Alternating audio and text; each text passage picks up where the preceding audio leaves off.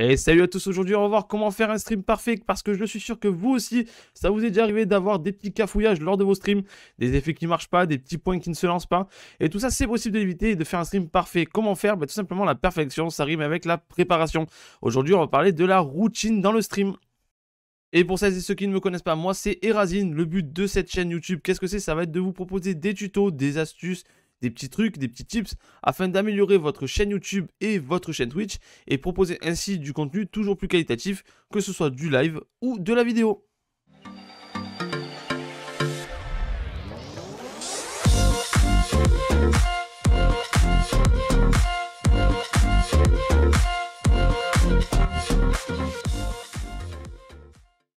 Alors vous allez me dire à quoi ça servirait une routine pour le stream.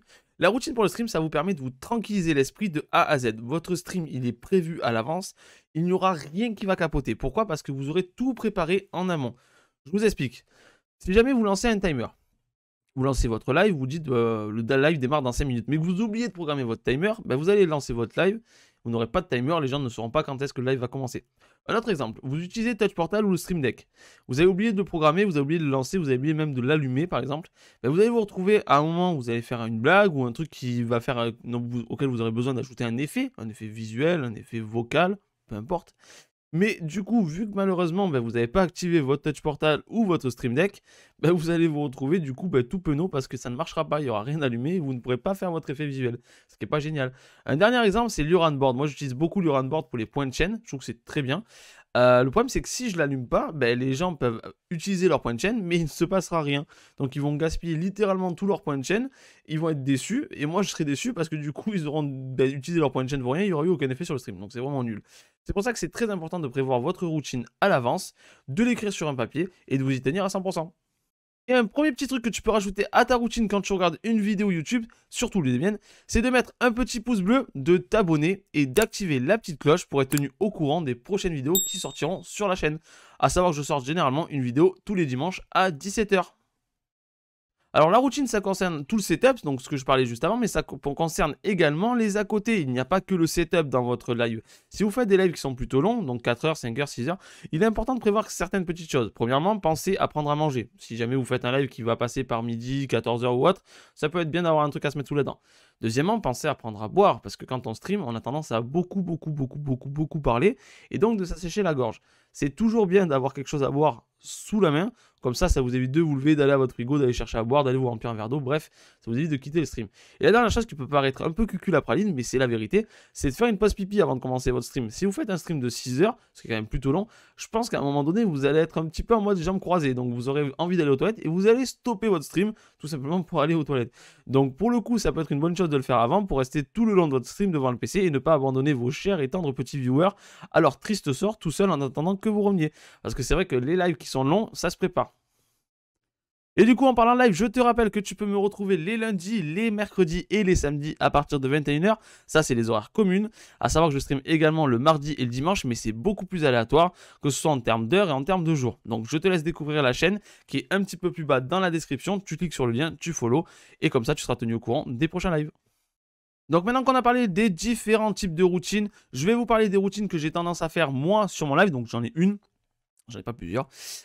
J'ai qu'une seule routine, je vais vous la démontrer directement. Vous allez voir, c'est une routine qui est, on va dire, adaptée à mes besoins, à mon stream. Ce sera à vous, du coup, d'adapter la vôtre. Mais ça va, comme ça, vous donner une petite idée de ce qu'il est possible de faire. Moi, personnellement, j'ai fait une note directement sur l'écran d'accueil du PC. Comme ça, j'oublie jamais et je l'ai toujours sous les yeux. C'est plutôt pratique. Allez, je vous montre ça. Donc, du coup, première chose, je modifie le titre et le jeu sur le stream, sur Twitch. C'est la première chose à faire. Pourquoi? Tout simplement, si vous oubliez, vous allez lancer votre stream sur Minecraft et vous avez oublié du coup de changer le titre de votre stream et le jeu de votre stream précédent, et les gens vont croire que vous avez joué sur du Resident Evil par exemple.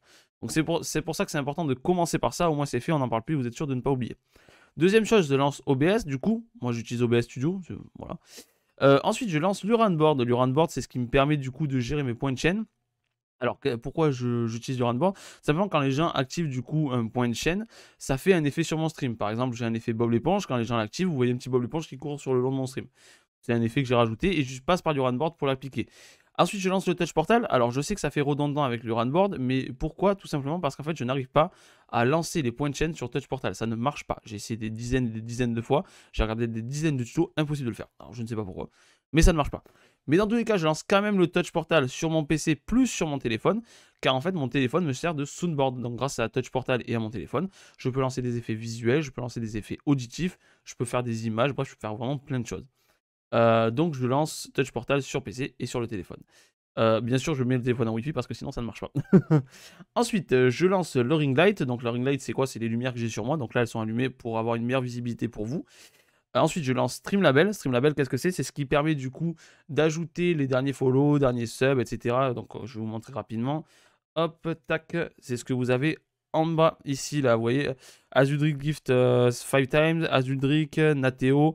Donc tout ça, c'est grâce à Streamlabel. Donc j'ai fait une vidéo précédente. Vous pouvez retrouver la vidéo, normalement, elle sera un petit peu plus haut dans le coin à droite. C'est en suggestion. Vous allez voir, c'est très pratique si vous lancez sur OBS Studio. Vous n'avez pas forcément l'habitude puisque vous étiez sur Streamlabs pardon, ou autre. Ça peut être vraiment une vidéo qui vous aidera. Je vous la conseille vraiment. Du coup, hop, je reviens sur mon écran ici. Je lance ensuite le Streamlabs chatbot, donc le chatbot qui me permet de lancer des messages dans le chat de façon régulière, de gérer plusieurs choses à la fois. Ensuite, je programme plutôt mon timer. Donc le timer, je le programme pour qu'il fasse tant de minutes. Par exemple, avant mon stream, je vais avoir 5 minutes histoire de vérifier que tout marche bien, tout est bien calé. Je programme sur 5 minutes, je le lance et les gens voient le compteur défiler et savent qu'à 0, le stream va commencer. C'est très pratique, ça évite de laisser les gens dans le flou. Ensuite, je lance la musique si je mets de la musique, ça dépend des jeux. Sur Minecraft, je mets la musique. Sur Ratchet & Clank, en ce moment, j'ai tendance à jouer, je ne la mets pas parce que tout simplement, le jeu est quand même assez musical. Ça dépend des jeux. Je lance le jeu, ce qui est quand même le plus important, on va dire, dans stream. Et pour finir, enfin, je lance mon stream. Et là, normalement, quand j'ai fait tout ceci, tout est bon, tout est prêt, tout marche. J'ai aucun problème. J'aurai pas de problème sur mes points de chaîne, j'aurai pas de problème sur mes effets, j'aurai pas de problème sur mon timer, j'aurai pas de problème sur ma musique. Tout est lancé de façon à être calé de A à Z. Bon, maintenant que je vous ai partagé ma routine, n'hésitez pas à faire de même dans les commentaires. Je veux savoir vos routines, quel logiciel vous utilisez. Je sais qu'il y en a par exemple qui utilisent Voice Mode. Ben, n'hésitez pas à nous dire comment vous intégrez ça à votre routine. Pareil, si vous avez des habitudes comme certains joueurs de foot avant un match, ils ont un petit truc fétiche qu'ils font avant le match. Ben, si vous aussi vous avez un truc comme ça, une petite habitude, un petit truc fétiche, ben, faites-moi part dans les commentaires. J'ai hâte de savoir ce que vous faites. C'est vraiment cool d'apprendre à se connaître par les commentaires d'une vidéo YouTube. On est tous des petits ou moyens streamers et c'est toujours cool d'apprendre à se connaître. Je trouve ça vachement sympa, vachement convivial. Si la vidéo t'a plu, ben, n'hésite pas encore une fois à mettre un petit pouce bleu, à t'abonner et à activer la petite cloche et surtout à partager la vidéo si elle t'a été utile, comme ça elle sera aussi utile à tes potes et moi ça m'aide pour mon référencement, ce qui est plutôt cool. Je te rappelle que tu peux me retrouver les lundis, les mercredis et les samedis à partir de 21 h sur ma chaîne Twitch, dont le lien est bien évidemment dans la description.